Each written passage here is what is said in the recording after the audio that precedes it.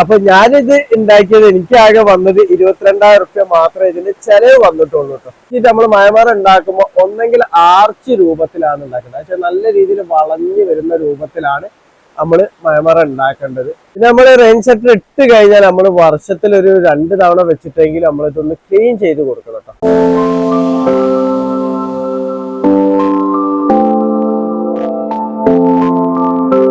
Hi, നമസ്കാരം. ഫാസിലാണ്. എൻ്റെ പുതിയ വീഡിയോയിലേക്ക് എല്ലാവർക്കും സ്വാഗതം. ഞാൻ ഇന്ന് പറയാൻ വേണ്ടി പോകുന്നത് എന്താ വെച്ചാൽ നല്ല അടിപൊളി മഴയാണ് കേട്ടോ. കാരണം ഇവിടെ തിങ്കളാഴ്ച മുതൽ നല്ല സൂപ്പർ മഴ പെയ്തിട്ടുണ്ട്. അപ്പൊ ഈ റെയിൻ ഷട്ടർ ഇട്ടതിൽ എനിക്ക് ഏറ്റവും ഗുണം കിട്ടിയത് ഇപ്പോഴാണ് കേട്ടോ. കാരണം ഞാൻ റെയിൻ ഷട്ടർ ഇട്ടതിന് ശേഷം ഇപ്പോഴാണ് ഇത്രയ്ക്ക് അടിപൊളി മഴ പെയ്യുന്നത്. കാരണം ഞാനിപ്പോ ഇത് ഇട്ടതിന് ശേഷം ഇപ്പൊ 6 മാസം ആയിട്ടുള്ളൂ. അതിനുശേഷം നല്ല മഴ കിട്ടുന്നത് ഇപ്പോഴാണ്. കാരണം എന്താ വെച്ചാൽ ഇതിന്റെ എല്ലാ മാവുകളും മേലെ ടെറസിന്റെ മേലെ വെച്ച ഒട്ടുമിക്ക മാവുകളും പൂവിട്ടിട്ട് നിൽക്കുന്ന ഒരു സ്റ്റേജാണ്.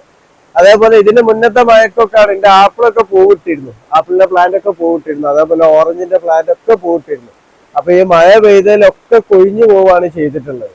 പക്ഷെ ഇപ്പോ ഈ റെയിൻ ഷട്ടർ ഇട്ടത് കൊണ്ട് എനിക്ക് എത്ര മഴ പെയ്ത് കഴിഞ്ഞാലും എന്റെ പൂക്കളൊന്നും കൊഴിഞ്ഞു പോകില്ല.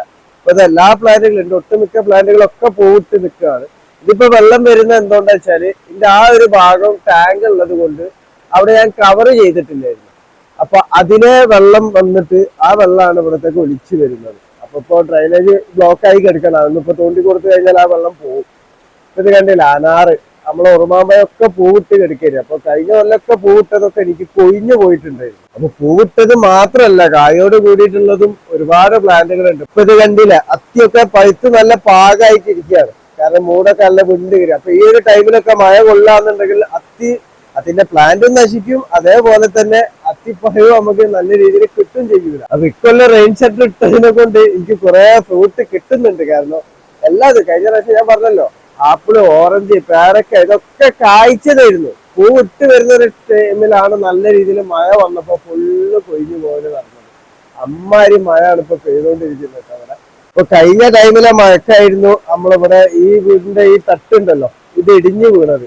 കാരണം ഇവിടെ നമ്മളെ ഈ ഏരിയകളൊക്കെ തട്ടാണ്. ഇപ്പൊ ഞാൻ എന്റെ വഴി കാണിച്ചു തരാം. എന്റെ വീട്ടിലേക്കുള്ള വഴി കണ്ടില്ലേ, അങ്ങനെ നല്ല കുത്തര മേലെന്ന് വരുന്ന ഒരു 5 ഫൂട്ടിന്റെ വഴിയാണ്, നല്ല കുത്തര. അപ്പൊ തട്ടായിട്ടുള്ള സ്ഥലങ്ങളാണ്. അപ്പൊ ഇവര് വീട് വെച്ചിട്ട് ആ വീടിന്റെ മണ്ണ് കഴിഞ്ഞ മഴക്ക് ഇവിടെ ഇടിഞ്ഞു പൊളിഞ്ഞ് വീടുകൾ. ഇനി അടുത്തത് പൊളിയാൻ കിടക്കുന്നത് എന്റെ വീടിന്റെ ആണ് കേട്ടോ. അതേപോലെ ഇങ്ങനെ വിണ്ട് കയറി കിടക്കുകയാണ്. എപ്പോഴാണ് അത് പോവാന്നുള്ള പറയാൻ പറ്റില്ല. വർക്ക് ഏരിയ മാത്രമേ പോവുള്ളൂ. അപ്പൊ ഈ ഏരിയയിൽ മഴ പെയ്താൽ അങ്ങനെ ഒരു ഡേഞ്ചറും കൂടി ഉണ്ട്. അപ്പൊ എന്നോട് ഒരുപാട് പേര് ചോദിക്കുന്നതാണ്, ഈ റെയിൻ ഷട്ടർ എങ്ങനെയാണ് നമുക്ക് ഈസി ആയിട്ട് നമുക്ക് ഉണ്ടാക്കാൻ പറ്റുകയാണ്. കാരണം എല്ലാവരും ഇത് അന്വേഷിക്കുമ്പോൾ ഒരുപാട് പൈസ ചെലവ് വരുന്നുണ്ട്. കാരണം 1 ലക്ഷം റുപ്യ വരെ വരുന്നുണ്ട്, അതേപോലെ 25,000, 1.5 ലക്ഷം ഒക്കെ വരുന്നുണ്ട്. പിന്നെ പഞ്ചായത്തിൽ നിന്ന് ഇതിന് സബ്സിഡി കിട്ടുന്നുണ്ട് എന്നൊക്കെ പറയുന്നുണ്ട്. പക്ഷെ സബ്സിഡി ഇപ്പൊ ഇല്ല, 1000 സ്ക്വയർ ഫീറ്റ് ആയാലും മാത്രമേ സബ്സിഡി ഉള്ളൂ എന്നുള്ള കാര്യങ്ങളൊക്കെ പറയുന്നുണ്ട്. അപ്പൊ ഞാനിത് ഉണ്ടാക്കിയത് എനിക്കാകെ വന്നത് 22,000 റുപ്യ മാത്രമേ ഇതിന് ചെലവ് വന്നിട്ടുള്ളൂ കേട്ടോ. കാരണം ഇത് സാധാ നമ്മളൊരു റെയിൻ ഷട്ടർ ഉണ്ടാക്കുന്ന ഒരു രൂപത്തിലല്ല ഞാനിത് ഉണ്ടാക്കിയിട്ടുള്ളത്. കാരണം എനിക്ക് സെക്കൻഡ് ഹാൻഡ് ആയിട്ടുള്ള പൈപ്പ് കമ്പികളൊക്കെ കിട്ടിയിരുന്നു. എന്റെ ഷോപ്പിൽ ഇങ്ങനെ വേസ്റ്റ് ആയിട്ട് കിടക്കുന്ന പൈപ്പുകളൊക്കെ ഞാൻ എടുത്തു കൊടുത്തിട്ടാണ് ഇത് ഉണ്ടാക്കിയിട്ടുള്ളത്. പിന്നെ ഈ പട്ടിക അടിച്ചിട്ടുള്ള ഈ പൈപ്പ് മാത്രമേ നമ്മളൊരു 4-6 ലെങ്ത് ഞാൻ പൈസ കൊടുത്തിട്ട് വാങ്ങിയിട്ടുള്ളൂ. പിന്നെ ഇതിന്റെ വർക്ക് എടുത്തതെന്ന് പറഞ്ഞാല് എന്റെ വൈഫിന്റെ മൂത്താപ്പാണ് വർക്ക് എടുത്തത്. അപ്പൊ അതിനെ കൊണ്ട് നമുക്ക് കൂലിയായിട്ടും വലിയ രീതിയിൽ നമുക്ക് പൈസ ചെലവായിട്ടില്ല. പിന്നെ നമുക്ക് ഈ റെയിൻ ഷട്ടർ നമ്മൾ UV ഷീറ്റ് വാങ്ങുകയാണെന്നുണ്ടെങ്കിൽ അതിനാണ് ഒരു പൈസ വരുന്നത്. അപ്പൊ അതിന് പൈസ വരുന്നത് എങ്ങനെയാന്ന് വെച്ചാൽ നമ്മളെ മീറ്റർ സ്ക്വയറിന് 72 റുപ്യ വെച്ചിട്ടാണ് ഞാൻ വാങ്ങിയിട്ടുള്ളത് കേട്ടോ. അപ്പൊ മീറ്റർ സ്ക്വയറിന് 72 എന്ന് പറയുമ്പോൾ ഇതിപ്പോ ടോട്ടൽ വന്നാല് ഒരു 600 ചില്ല സ്ക്വയർ ഫീറ്റ് അതിന്റെ പുറത്തത്തെ ചാട്ടം വരെ എനിക്ക് വന്നിട്ടുള്ളൂ.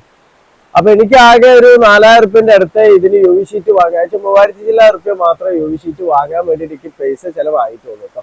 ഇനി ഇതിന്റെ അളവ് എങ്ങനെ നമ്മൾ വാങ്ങേണ്ടതെന്ന് വെച്ചാൽ, ഇത് ഷീറ്റ് നമുക്ക് 4 മീറ്റർ വീതിയിലും വരും, 7 മീറ്റർ വീതിയിലും വരും, 11 മീറ്റർ വീതിയിലും വരും. അപ്പൊ ഞാനിപ്പോൾ വാങ്ങിയത് 7 മീറ്റർ വീതിയിലുള്ളതാണ് കേട്ടോ. അപ്പോൾ എനിക്ക് അളവ് വരുന്നത് 8 മീറ്ററാണ് അതിന്റെ ലെങ്ത്ത് വേണ്ടത്. അപ്പോൾ അതിലാണ് ഞാൻ കട്ട് ചെയ്ത് വാങ്ങിയത്. അപ്പോൾ ലെങ്ത്ത് എത്ര വേണമെങ്കിലും നമുക്ക് നമ്മളെ വീടിന്റെ അളവിനനുസരിച്ചിട്ട് നമുക്ക് കട്ട് ചെയ്ത് വാങ്ങാൻ വേണ്ടി പറ്റുന്നതാണ് കേട്ടോ. അപ്പൊ ഞാൻ ഈ UV ഷീറ്റ് വാങ്ങിയിട്ടുള്ളത് നമ്മളെ ഇവിടെ ഉള്ള കിസാൻ എന്ന് പറയും, കോഴിക്കോട് കോടതിന്റെ അടുത്തുള്ള കിസാൻ എന്ന് പറഞ്ഞ വളക്കട. ഞാൻ എല്ലാ പ്രാവശ്യം പറയുന്നതാണ്, വളത്തിനെ പറ്റി എന്ത് പറയുമ്പോഴും നമ്മളെ കിസാൻ എന്ന് പറഞ്ഞ വളക്കട. കാരണം A to Z നമ്മൾ കൃഷിക്ക് ആവശ്യമായിട്ടുള്ള A to Z സാധനങ്ങൾ അവിടെ നമുക്ക് കിട്ടുന്നതാണ് കേട്ടോ. അപ്പൊ അവിടെ നിന്നാണ് ഞാൻ ആ UV ഷീറ്റ് വാങ്ങിയിട്ടുള്ളത്. നമ്മൾ അരക്കാക്കിലും പേരൊക്കെ ഒന്ന് പഴുത്തിട്ടുണ്ട് കേട്ടോ. പിന്നെ ഇതിന് ബേസ് ചെറിയ വരുന്നതെന്ന് പറഞ്ഞാൽ ഈ യു വി ഷീറ്റ് നമ്മൾ ഈ പട്ടിക കണ്ടില്ലേ, ഈ പൈപ്പിന്റെ മേലെ നമ്മളൊരു പിന്ന് വെച്ചിട്ടാണ് നമ്മളിത് കുടുക്കിയിടുക. അപ്പൊ ഈ യു വി ഷീറ്റ് ഒരു ക്ലിപ്പ്, ആ ക്ലിപ്പിന് എന്ന് പറഞ്ഞാൽ ഒരു 2 മീറ്ററിന്റെ ഒരു ക്ലിപ്പിന് 78 റുപ്യാണ് വില വരുന്നത്. അപ്പൊ ഞാൻ ആ ക്ലിപ്പ് വാങ്ങിയിട്ടില്ല. കാരണം എന്താ വെച്ചാൽ എനിക്കത് ഇവിടുന്ന് കൊടുക്കണം എന്നുണ്ടെങ്കിൽ വലിയ ലാഡർ കാര്യങ്ങളൊക്കെ വെക്കണം. അപ്പൊ അതുകൊണ്ട് ഞാനും എന്റെ അളിയന് പെണ്ണുങ്ങൾ ആകണം കൂടി ചെയ്തതെന്താ വെച്ചാല് ജസ്റ്റ് അലുമിനിയത്തിന്റെ പട്ട വെച്ചിട്ട് സെൽഫ് സ്ക്രൂ കൊടുക്കുകയാണ് ചെയ്തിട്ടുള്ളത്. കാരണം എത്രത്തോളം നമുക്ക് പൈസ കുറയ്ക്കാൻ വേണ്ടിയിട്ട് പറ്റുമോ അത്രത്തോളം പൈസ കുറച്ചിട്ടാണ് ഇത് ഉണ്ടാക്കിയിട്ടുള്ളത് കേട്ടോ. പിന്നെ എന്താണെന്ന് വെച്ചാൽ യു വി ഷീറ്റ് നമ്മളിപ്പോ മയമാർ നമ്മൾ ഉണ്ടാക്കുമ്പോൾ ഈ ഒരു രീതിയിലല്ല നമ്മൾ ഉണ്ടാക്കേണ്ടത്. കാരണം എനിക്ക് അതിൽ കുറെ പാളിച്ചകൾ പറ്റില്ല. കാരണം ഞാൻ പറഞ്ഞല്ലോ, നമ്മൾ ഇതിന്റെ കറക്റ്റ് പണിക്കാരെ വിളിച്ചിട്ടൊന്നല്ല, നമ്മളെ സാധാ ഇൻഡസ്ട്രിയിൽ പണിക്കാര് സാധാ നമ്മൾ ഫ്രെയിം അടിക്കുന്ന, കാരണം ഷീറ്റ് ഇടാൻ വേണ്ടിയിട്ട് ഫ്രെയിം അടിക്കുന്ന പോലെ ഫ്രെയിം അടിച്ചിട്ടാണ് അതിന്റെ മേലെ യു വി ഷീറ്റ് നമ്മൾ ഇട്ടിട്ടുള്ളത്.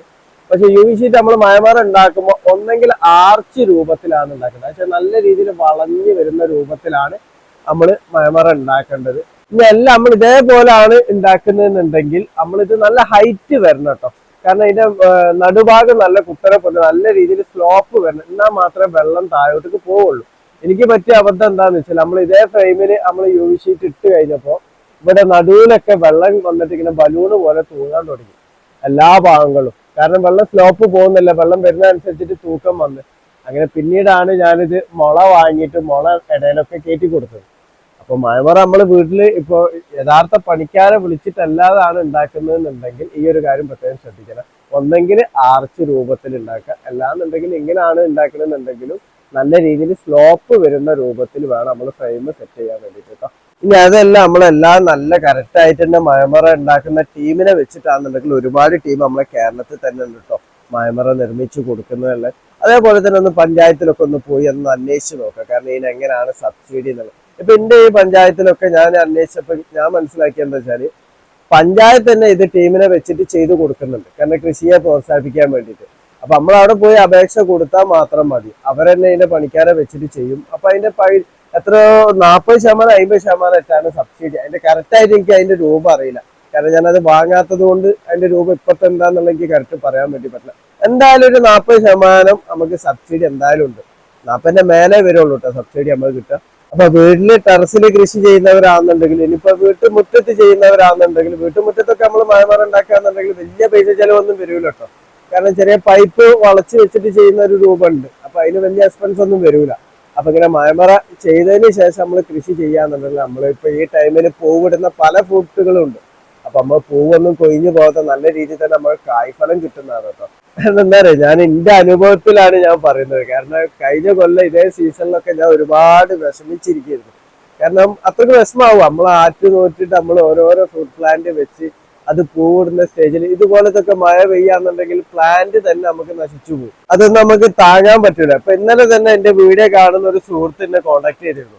അപ്പൊ ഒരു ചെറിയ കാലാപ്പാടി മാവ് ചെറിയൊരു പ്ലാന്റ് വാങ്ങി വെച്ചതാണ്. പക്ഷെ അത് വാങ്ങി വെച്ചതിന് എന്തോ ഒരു പാളിച്ച പറ്റിയതാണ്. കാരണം അതിന് വെള്ളം കറക്റ്റ് ആയിട്ട് കിട്ടിയില്ല. പക്ഷെ ആ വ്യക്തി പറയുന്ന, ആ സുഹൃത്ത് പറയുന്നത് എന്താ വെച്ചാൽ വെള്ളം ഞാൻ കൊടുക്കുന്നുണ്ട്. അപ്പൊ ചിലപ്പോ ആ മണ്ണ് കട്ടായി പോയിട്ടുണ്ടാവും, മണ്ണ് ചളി പോലെ കട്ടായി പോയിട്ടുണ്ടാവും. അപ്പൊ നമുക്ക് കൊടുക്കുന്ന വെള്ളം ചിലപ്പോൾ ഗ്രോ ബാഗ് കൂടി സൈഡിൽ കൂടെ ഒലിച്ചു പോയിട്ടുണ്ടാവും. ആ പ്ലാന്റ് ഉണങ്ങിപ്പോയി. അപ്പൊ ഉണങ്ങിപ്പോയി കഴിഞ്ഞാൽ ഇപ്പൊ ഇതുപോലത്തെ തണ്ടിന്നൊക്കെ നീര് വറ്റി പോയി കഴിഞ്ഞാൽ പിന്നെ ആ പ്ലാന്റ് കഴിച്ചിലാക്കി എടുക്കാൻ കുറച്ച് ബുദ്ധിമുട്ടാണ്. അപ്പൊ ഞാൻ ആ സുഹൃത്തിനോട് പറഞ്ഞു, ഇനി ആ പ്ലാന്റ് കിട്ടാൻ വേണ്ടിയിട്ട് ചാൻസ് കുറവാണ്.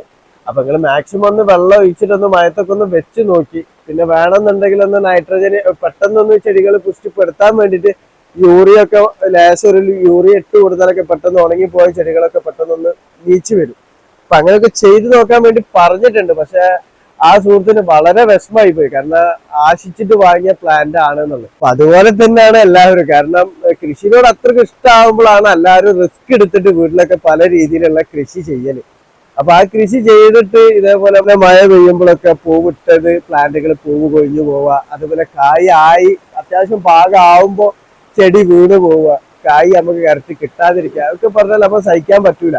അത് കൃഷി ചെയ്യുന്നവർക്ക് അത് നല്ല ഫീൽ ചെയ്യും. അപ്പൊ അതിന് പരിഹാരം ഇതുപോലത്തെ മഴമറ തന്നെയാണ്. അപ്പോ എല്ലാവരും ഇപ്പൊ ഞാൻ ചെയ്ത പോലെ തന്നെ തട്ടിക്കൂട്ടായിട്ട് നിങ്ങൾക്ക് ചെയ്യാൻ പറ്റുന്നതാണ് കേട്ടോ. ഞാൻ പറഞ്ഞല്ലോ, ഇപ്പൊ എനിക്ക് മാക്സിമം ഒരു 21 റുപ്യന്റെ അടുത്ത് എനിക്ക് ചെലവായിട്ടുള്ളൂ എല്ലാം കൂടിയിട്ട്. അപ്പൊ അതുപോലെ തട്ടിക്കൂട്ടായിട്ട്, കാരണം നമ്മൾ കമ്പിയൊക്കെ കിട്ടാൻ നമ്മൾ സ്ക്രാപ്പിന്റെ കടകളിൽ പോയാൽ മതി. അപ്പൊ ഇവിടെ ഇപ്പൊ കോഴിക്കോടൊക്കെ ഒരുപാട് കടകളുണ്ട് കേട്ടോ. അതുപോലത്തെ കടകളിൽ പോയിട്ട് ഇതുപോലത്തെ കമ്പികൾ നമ്മൾ കിട്ടും. അപ്പൊ കൂടുതൽ ലെങ്ത്, ഞാനിത് വാങ്ങിയ വലിയ ലെങ്ത്തിന്റെ കമ്പികളൊന്നല്ല എനിക്ക് കിട്ടിയത്. ഒരു ഒരു മീറ്ററിന്റെ അതേപോലെ 3 അടിന്റെ 2 അടിന്റെ ഒക്കെ കമ്പികളാണ്. ഞാനിതൊക്കെ ജോയിൻ ചെയ്തതാ. നിങ്ങൾക്ക് നോക്കിയാൽ തന്നെ കാണാം ഇതിന്റെ കാലൊക്കെ കൊടുത്ത് 2 പൈപ്പ് വെച്ചിട്ട് ജോയിൻ ചെയ്തതാണ്. അതേപോലെ തന്നെ ഇവിടെ കഷ്ണം കഷ്ണം ജോയിൻ ചെയ്തിട്ടാണ് ഞാനിത് ചെയ്തിട്ടുള്ളത്. പിന്നെ നമ്മൾ റെയിൻ ഷട്ടർ ഇട്ട് കഴിഞ്ഞാൽ നമ്മൾ വർഷത്തിൽ ഒരു 2 തവണ വെച്ചിട്ടെങ്കിൽ നമ്മളിതൊന്ന് ക്ലീൻ ചെയ്ത് കൊടുക്കണം കേട്ടോ. അതിനിപ്പോ പ്രഷർ പൈപ്പ് വെച്ചിട്ടൊന്ന് വെള്ളം അടിച്ചു കൊടുത്താൽ മതി, എന്നിട്ടൊന്ന് സോപ്പ് ഒഴിച്ചിട്ടൊക്കെ ഒന്ന് ചെയ്യാൻ മതി. കാരണം എന്താ വെച്ചാൽ ഈ പൂപ്പല് വന്നു കഴിഞ്ഞാൽ പിന്നെ സൂര്യപ്രകാശം കറക്റ്റ് ആയിട്ട് നമുക്ക് ഉള്ളിലേക്ക് എത്തൂല. എനിക്കിപ്പോ ഒരു ഇത് എന്ന് പറഞ്ഞാൽ അവിടെ ഒരു മരം ഉണ്ട്. അപ്പൊ അതിന്നിപ്പോ മഴ പെയ്തപ്പോ നല്ല രീതിയിൽ തന്നെ ചണ്ടി അയച്ച പൂവും ചണ്ടികളൊക്കെ കൊഴിഞ്ഞിട്ട് മേലെ കെട്ടിക്കിടക്കുന്നുണ്ട്. അപ്പൊ അത് കുഴപ്പമില്ല, എനിക്ക് ഇതിന്റെ മേലെ കയറിയിട്ടൊന്ന് പ്രഷർ പൈപ്പ് അടിച്ചു കൊടുത്തു കഴിഞ്ഞാൽ അത് ഫുള്ളും തന്നെ അതേപടി പോകുന്നതാണ് കേട്ടോ. അപ്പൊ വീട്ടില് ടെറസിലൊക്കെ കൃഷി ചെയ്യുന്നവർ നമുക്ക് വീട്ടില് ഫ്രൂട്ട്സ് പ്ലാന്റ് ഒക്കെ വെച്ച് കഴിഞ്ഞാൽ അത് പൂക്കൊഴിച്ചിട്ട് തടഞ്ഞ് നല്ല രീതിയിൽ നമുക്ക് കായ്ഫലം കിട്ടാനൊക്കെ ചെലവ് ചുരുക്കിയിട്ട് ഇതുപോലെ മഴമറ നിർമ്മിക്കാൻ വേണ്ടിയിട്ട് ശ്രമിക്കുക. അപ്പൊ എന്റെ വീഡിയോ ഇഷ്ടപ്പെട്ട ലൈക്ക് ചെയ്യുക. താങ്ക്